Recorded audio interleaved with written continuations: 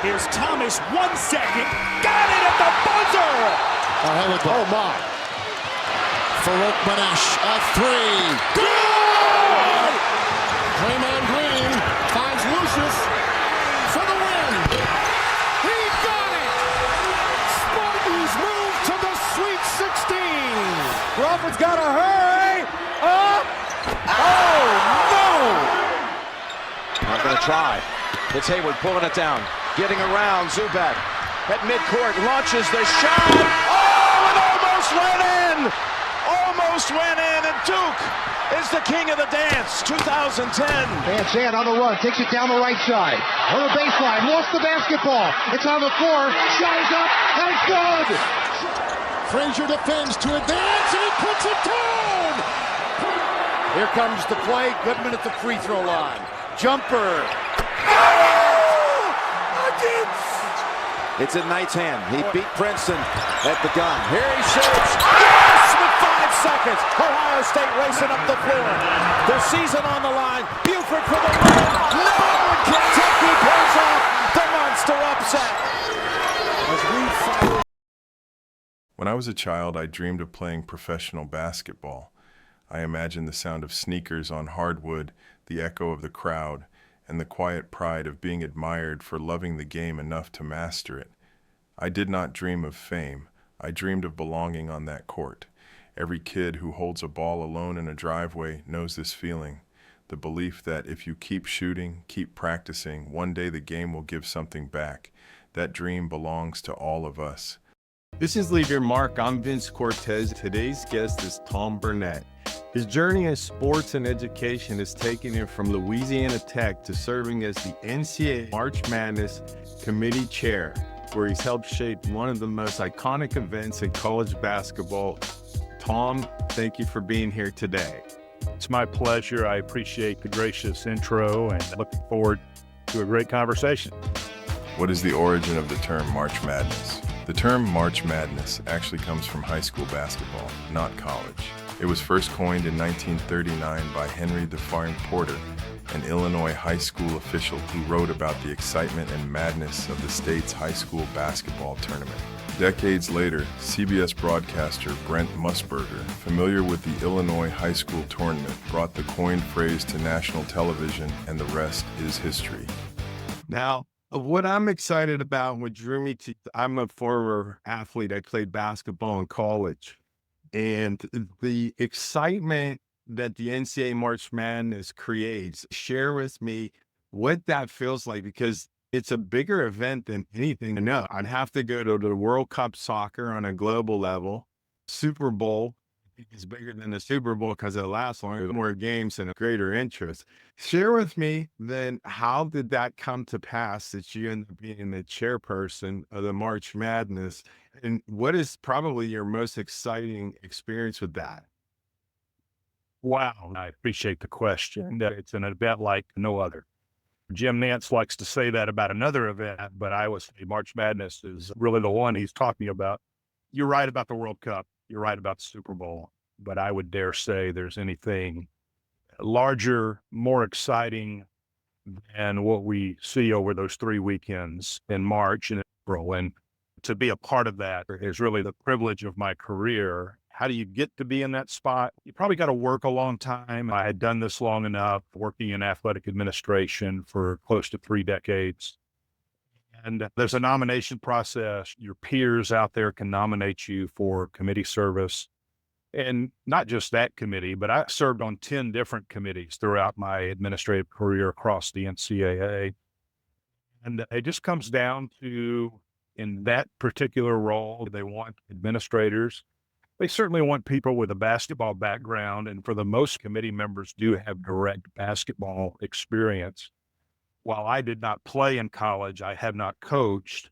I have had a lot of administrative experience around the sport. I've worked the Final Four for 20 plus years. I've been involved with hosting the NCAA tournament. Obviously, as a conference commissioner, you're overseeing a very important sport. And in the end, that is the pedigree that a number of our members have.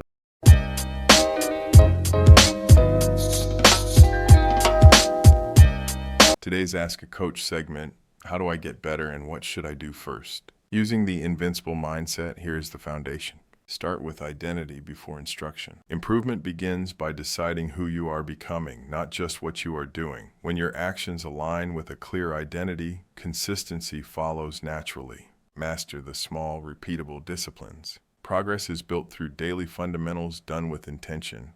Excellence is not a breakthrough moment. It is a practiced habit sustained over time. Train your response, not just your skill. Growth accelerates when you learn to respond powerfully to setbacks, pressure, and doubt. Mental resilience turns effort into lasting confidence. This is where real improvement begins, from the inside out. They may not have played or coached, but they've been around it. They know how to oversee it.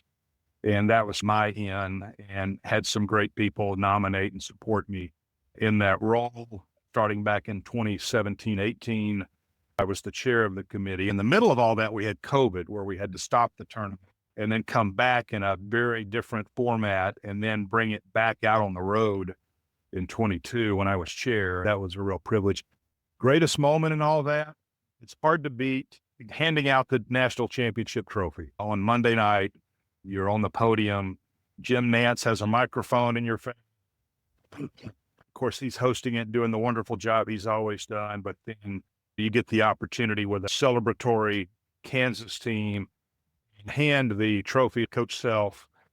Really, after that, your duty is done. They want to focus on the winning team, the trophy. The chair can probably leave the stage, which is what I did. It was over at that point, but it was the greatest pleasure, privilege. It's a position every administrator in college athletics wants to be a part of.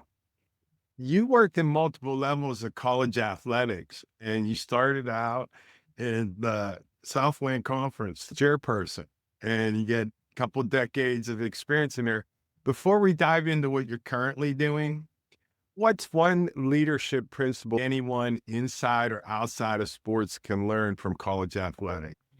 Guilty of reading every single motivational book and following every author and thought leaders in this. For me, not to dumb it down or simplify it to some degree, but I think there's some basics involved. And it probably starts with the golden rule. You want to treat others the way you want to be treated.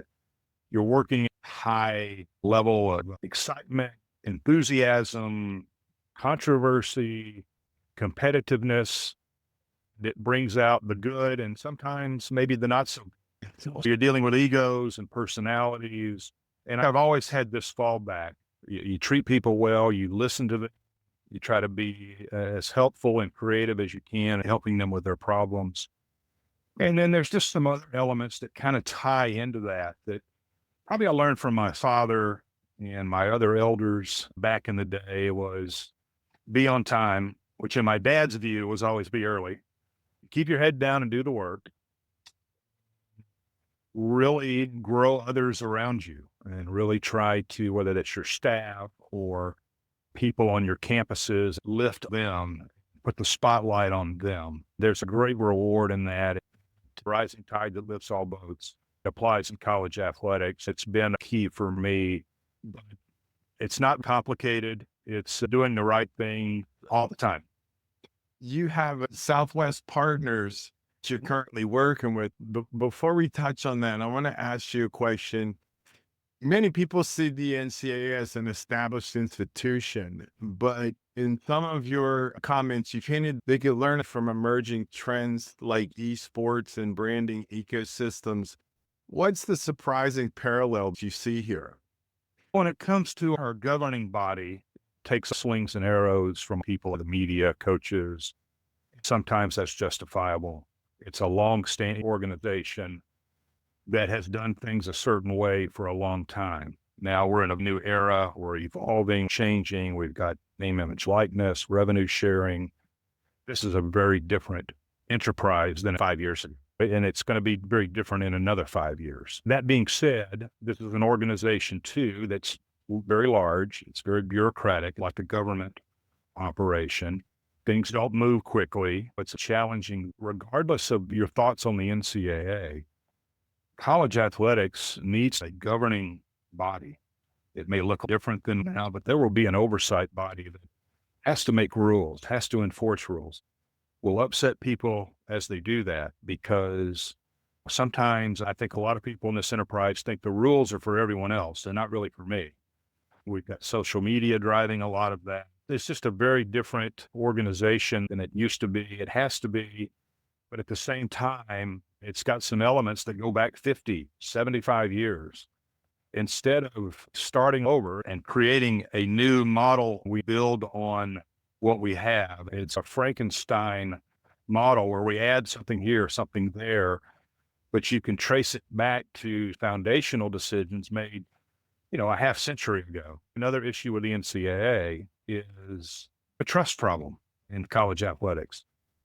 People don't necessarily trust each other, and that drives a lot of what goes on out there with our governance and ensuring others follow the rules. It's a very complicated organization, but necessary. When we talk about Final Four and March Madness, it drives a lot of the financial opportunity that we can then provide to student athletes at the conference level, at the institutional level. So there's a lot of good and bad with the NCAA. Need control and oversight. You accept some things you don't like, but that's where we are.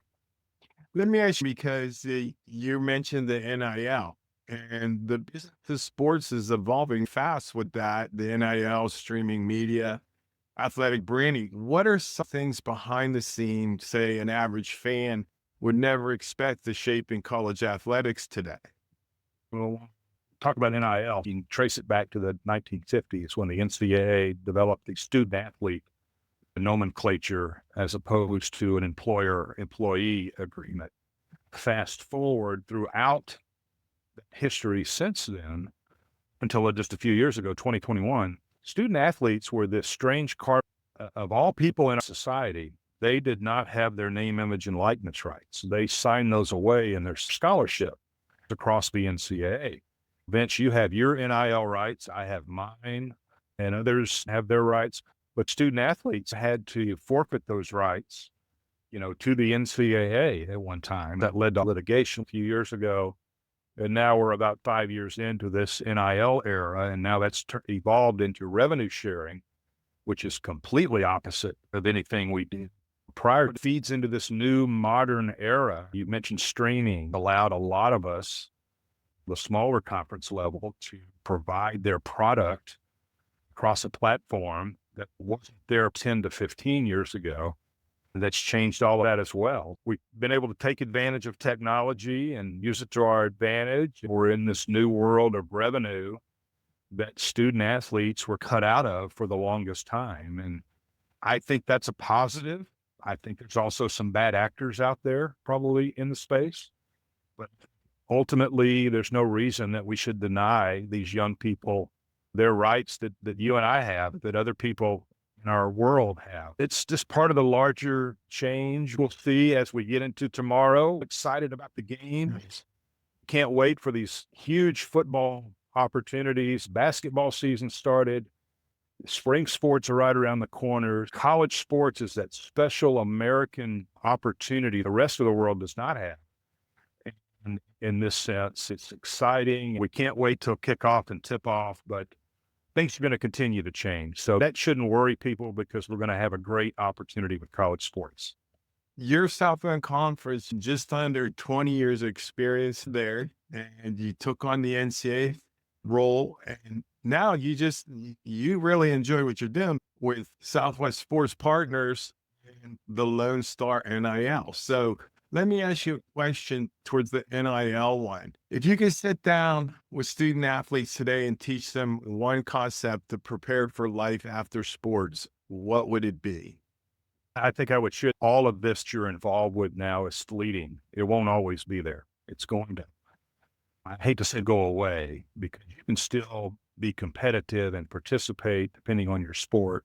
You probably can't play football forever, other contact sports forever, but you can leisurely golf, play tennis, be active, obviously.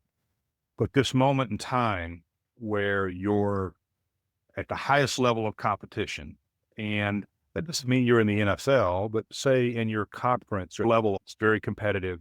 You're really into it. You're a great competitor.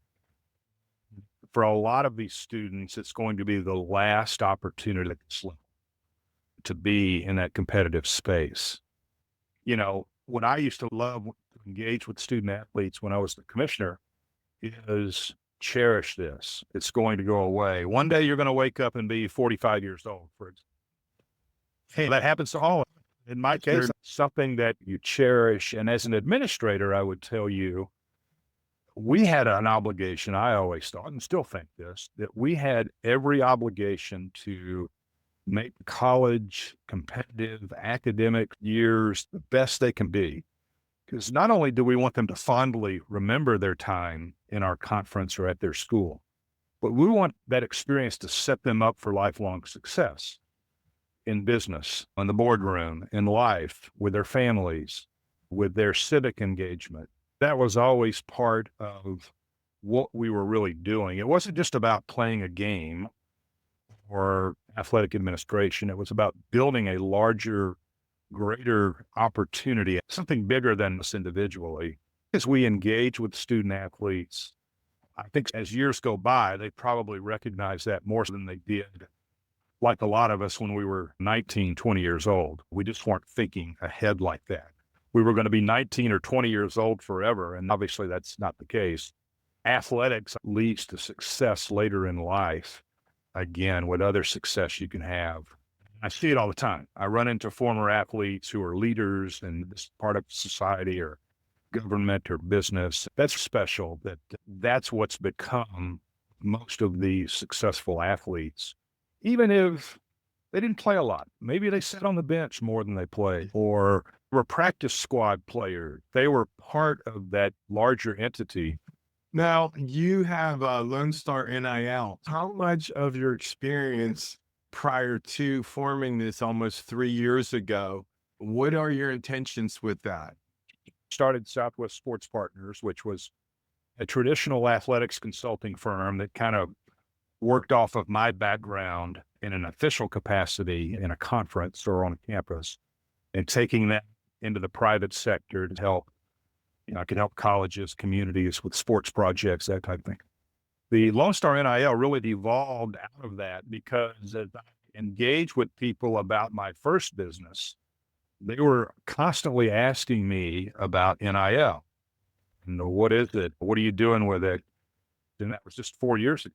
In 2021, when it first started, I had no intention of getting engaged with NIL to the degree I have. Originally, it was thought to be transactional. Here in Texas, we had the opportunity to work as a third party independent of the schools and do NIL agreements. And that still exists.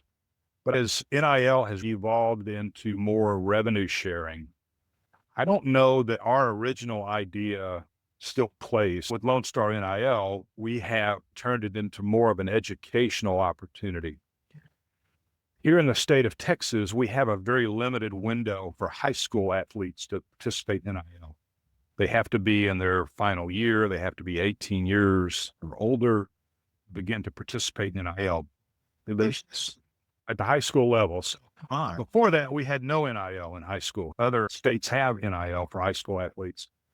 But in Texas, we produce many athletes. The Dallas-Fort Worth area is the #1 recruited area in the country. It used to be Southern California or Florida, but it's Dallas-Fort Worth now. Houston's not far behind. We have this booming population and incredible athletes without high school NIL. They and their parents don't have education on NIL. So a lot of them are getting recruited by big time power conference schools, but they go into recruiting cycles or those campus visits not knowing what to ask. I've run into parent after parent who said, nobody really prepared us for this. So what we've tried to do with Lone Star NIL now is turn it into more of an educational opportunity with a program we call NIL 101. We give the basics of what NIL is, what to expect if you're a prospective student athlete being recruited, what to ask and check on when you're campus and get engaged with that conversation. And we have found that to be very beneficial because until we have it full bore, the high school level here in Texas, I think that's going to remain a need, a want, a desire of people to be better educated So that's what we're trying to do with Lone Star NIL now. I also work another company, a third party, that's got some creative ideas in the NIL and rev share space at the college level. So there's always something happening and always something to be engaged with.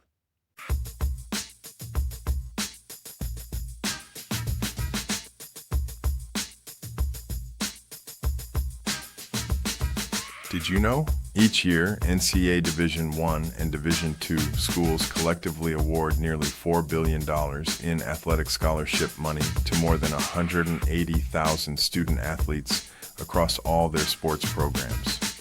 Division III institutions do not offer athletic scholarships, although their athletes may receive academic or need-based financial aid. This means that for student athletes who earn athletic assistance in NCAA competition, the annual scholarship investment by colleges and universities amounts to billions of dollars in support of both their athletic participation and educational goals. How much of maybe interference isn't a good word, but interest because of the dollar signs around these athletes?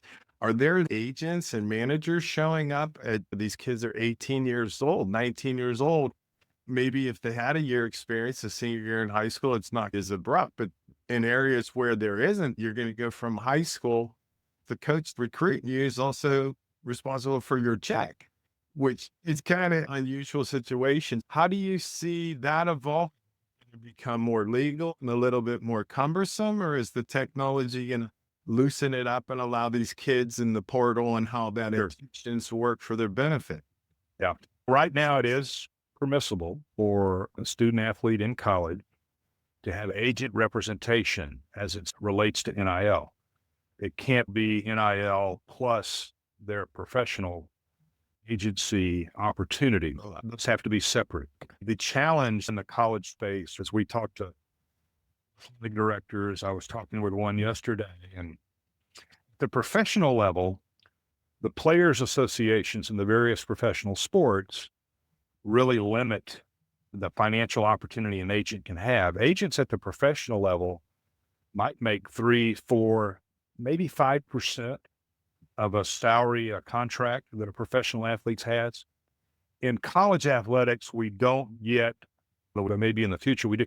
There's not a limit on that. I talked to an AD yesterday at a FBS school who said, we've got an agent calling us wanting 25% of whatever we're going to provide a student athlete, which at this school was not a lot of money, but a 25% cut is something you would not see in a professional sport.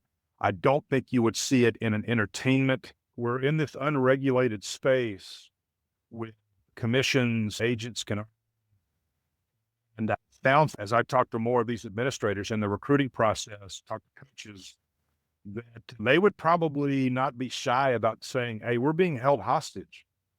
Since we can't engage with this young person without this extortive demand from someone who claims they're an agent. They don't have to be licensed, an attorney or a financial expert.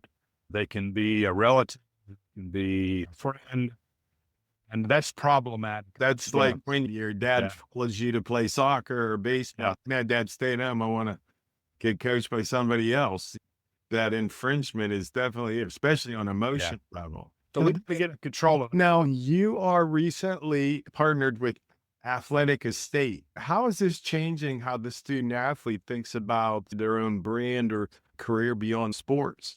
Athletic Estate, I've become engaged with recently, has an innovative way to look at providing the young person with the NIL deal or the rev share deal. That's someone else's business, a school, a sponsor, someone that wants to brand alongside this athlete. Athletic Estate looks at the opportunity to protect the athlete's earnings. I'll float an example out to you. If you're a young person, say, Vince, we're going to give you a $100,000 NIL deal. That's great. You take the $100,000, and maybe it's a better example. If it were Tom at that age, Tom would have said, okay, I'm going to go out and spend this $100,000. And not realizing I've got a $30,000 tax obligation with that money. What we have tried to maybe change the conversation is to build out a future opportunity to perhaps set aside some of that and invest it in an annuity style mechanism that allows, okay, you get $100,000, but let's say I need 30 of that. I'm willing to invest the 70,000 and do it again next year and the year after. So that 70,000 multiplies quickly. It gets into a traditional investment I can access after 6 years, which is going to be after my collegiate career. But right now, I'm only going to get taxed on the smaller portion that I pull out, a much more reasonable number, maybe taxed on $30,000 as opposed to all 100. Now, the rest of it is tax deferred, it goes into an account, and obviously there's tax obligations later in life. But if someone is bringing in a substantial NIL or revenue sharing opportunity, that number can really multiply.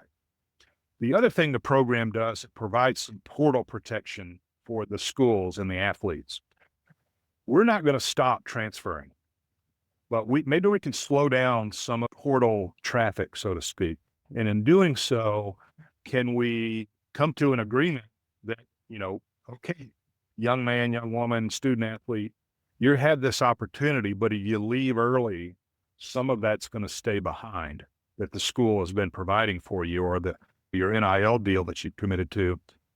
And can some of that be returned to the school or collective to mitigate the financial hit? Because if you're paying someone $500,000 and they take $800,000 the next year from another school, that $500,000 just walked out the door, and you figure out a way to replace all of that next year. Plus, you've got to re-recruit someone that's that quality to get that. So it's a way to rethink the financial model. In 5 years, we may see something else that needs to be innovative or to some degree. So that's what Athletic Estate is about. And we're really interested, as we talk to schools, a couple this week, a couple more next week, building out a very innovative program. You were mentioning the name, image, and likeness. And my question is, how does the NCAA do the portal? Because if a kid goes to school, he's made a decision from high school to the school he's going, things didn't work out, he hits the portal and goes to a second school. Should they be limited to one portal decision, or this idea that they can make it for coaching and recruiting? It's a night. You only have that team for that year. You don't know who's returning. If they can only decide once to hit the portal, they decided the first one in high school, they decided the second in the portal. Should they have a third or a fourth decision? It gets really clustered. You've nailed something bothersome to everyone in college sports, coaches certainly, who are faced with, like you say, I've got this roster right now. There's no guarantee I'll have it next year. There's a stat out there, Purdue football wound up replacing 80 some odd football players. Had left the program. Some of them graduated, but a lot of them went into the portal. So Purdue's had to turn over, and we hear that from other programs as well, maybe not that dramatic, but we hear probably more often that the entire roster's gone. I heard from one baseball program that they lost 35 players, or at the moment, 35 players put their name into the portal. I'd be surprised if all 35 got an opportunity. What you run into and where we've gotten to this point is really the result of litigation that goes back to the Ed O'Bannon issue related to EA Sports up until the recent House agreement. It made it hard for folks to control. As a regular student, I could transfer every year, every semester if I wanted to. But as a student athlete, we've always restricted that, and that just did not withstand litigation. Now what we're seeing is, and I think there may be some movement since the government is back open, where Congress is going to get involved, and it sets federal standards on a student athlete, how often they can move. Is it one time, like you mentioned, a one-time transfer exception? That's like 100 years ago. 6 or 7 years ago. There's a lot of talk about this exact thing, and I think there are people now watching the federal government make a determination, because right now, what's also difficult is the state-by-state rules, and it's hard for, a conference spread across multiple states, or in the national recruiting process, You can't control what another state is allowing universities to do. The next thing, I think, is where are the feds going to land in any type of control, oversight? Maybe some type of partial antitrust agreement allows colleges to operate in a manner to be more suitable for them.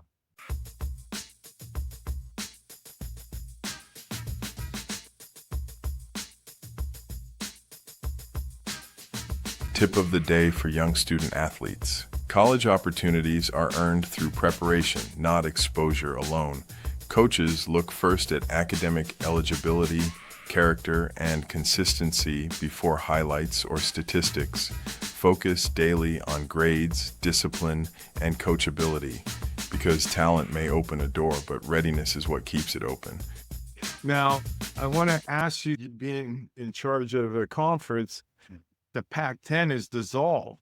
I believe some of the NIL is affected why the Pac-10 is no longer the Pac-10. Similar to how coaches have this team for 1 year and the NIL follows the kid to the next school. I believe $20 million could go by the wayside quickly. The idea is, how does the conference when the Pac-10 close to 100 years old? It was one of the older leagues. The Pac is still out there. It's just like a lot of these leagues, it's evolved and it's turning into a different organization that won't be necessarily at the power level. It's going to be an FBS conference. They're going to bring some Mountain West teams in and reconstitute their league, I think, starting next year. It is different. As a conference administrator, that's a bit disturbing. Part of the tradition of college athletics has been a regional collection of schools. You had your teams in the Southeast, on the West Coast, and the Upper Midwest. It was all geographically focused and centered. Right now, we see that driven by media rights and other reasons to associate with other conference members. It's a challenge, and leagues have changed because of it. Leagues to change. Conference realignment never sleeps. It's always out there, around the corner. And you're going to see it again. I think it's a lot of these media rights agreements change, roll over, adjust, maybe toward the end of this decade, if not sooner. The conference world, interesting, can be tough for a lot of these leagues, even at the lower level. Some leagues have really suffered through that, but that's not going away anytime soon. I love talking about all this with my background. What has been one of your biggest lessons in life? There's so many. The opportunity to associate in the educational space for someone who was the first in his family to go to college, in my case, and really go into college in a naive way. I just didn't know what to expect. I didn't know what I didn't know. To make a living in that same space, not with advanced degrees, but able to work with people, gain their confidence to oversee, enhance, build their conferences, to be associated in our national governance body, the NCAA, obviously to be involved with March Madness in the leadership role I had there. I was the first FCS commissioner to do that. It's not an opportunity everyone's going to get. I've gotten a lot more better things than I deserved, and I'm so grateful for that. My takeaway from that is, no matter the chaos, the strange things that we're dealing with now or will deal with in the future, it's just been an absolute privilege, joyous experience to be involved with higher ed, the portion of it that I've been involved with, college sports. I wouldn't trade it for the world. I was a journalism major. I thought I would go into newspaper work, and it turned into athletic administration. And what an absolute joy it's been. I hope people in my family understand the opportunities I've had and the fun I've been. It was never a job. It's always been fun. It's been a wonderful experience, and I'm so grateful for it. Okay. A couple more quick hitters. Yeah. What's the most exciting part about your work? This is not, it's important. It's a highlight. It was giving those young people a championship trophy. Oh. That didn't have to be a football championship. It didn't have to be the NCAA trophy that I gave to Bill Self at Kansas Jayhawks. It was a soccer team that had never won before. It was that cross-country team who started from nothing, from scratch, and built into a championship program. And see the absolute joy as you hand them the trophy, to see how important that is to them. Things resonate with me to this day. It may not be the stuff on the mountaintop, but the growth of a staff member who needed help, and now they're a leader somewhere else, helping others in our space. It's going to be little moments that are meaningful to me that may not resonate with others, but it's probably something similar to what others experience in the workforce, in education, everything they do. Those are the things that I remember and still try to think about on a regular basis. Now, from these experiences, what will you take with you moving forward? I think I'm still very active, involved with what we do, and you take little pieces of all of that with you, understanding what your work means to others. Yeah. Not be glamorous. It's something in the spotlight. It may be those times when you've got your sleeves rolled up, you're getting your hands dirty, you're working on an impossible project. I've been very proud that even at a lower level conference like the Southland, we were able to be creative and really move that conference along with a lot of initiative. So you take pieces of that. You also take the lessons learned, the mistakes you've made, the things you would have done differently. You take all of that with you, thinking, am I better than yesterday? How do we make this enterprise and improve from one day to the next? Easier said than done. That doesn't always happen. It can be a challenge. Because some days I walked out and took a step back. That drove you to come back and work harder. That still applies whether it's work, family life, or whatever. You bring those lessons with you every day. What do you do to continue to get better? Oh, great question. It's easier said than done, but there's that constant focus, whether I've got a project or since I work from home now, my wife has more control of my schedule. And so that honey-do list, so to speak, is there, and there's yard work and a wasp nest. Got to be this afternoon on the side of my house. I've got to get rid of that wasp nest. That's my goal for today. And then there's other things. I'm working on my consulting projects, and I've got to get to the finish line on that. You're always trying to improve. There's no benefit to regressing. There's some lessons learned in that, but always trying to move forward, even though the challenge may be tough, sometimes seemingly impossible. I can't wait to wake up the next morning, have the blessing of that, and take on the day. The sports are in you through and through. Continuing to develop yourself is definitely there. How would you like to leave your mark? How do you want to be remembered? It goes back to the other things we've talked about, trying to leave things better than you found. We hear the name of your program is Leave Your Mark, and that's it, leaving it better than you found. There are a lot of opportunities to do that, but there's also some challenges in that because you may walk into a pretty good situation. And when I became commissioner of the Southland, I felt like I needed to move us along in a certain area. But there were other parts of the operation that I thought, hey, this is really great. I don't know that I need to mess with this or mess it up, but if there are ways to enhance it through feedback from people around me, I certainly want to be a part of that and continue to move everything forward. Leaving it better than you found it is a bit of a cliche, but drives a lot of us to progress. Look back on our time, on a project, on a career, on something else I've got to take care of to move past challenges and be in a better spot. Thank you for coming by today. Yeah, thank you, Vince. My background with my sports and athletics coming from that kind of family, there is a coach. Gets me all juiced up. It was a pleasure to have you here, and we'll look forward to seeing you helping out more student athletes in a road toward life. Yeah, thanks so much, Vince, for the opportunity. I appreciate that. Before you go, please take a moment to like, share, and subscribe. Your support lets us keep these stories alive and reaching the people who need them most. If today's conversation touched you, stay with us. We have more stories, more truth, more courage, more healing waiting for you. Click on our next episode and continue this journey with us. We appreciate you. Keep watching.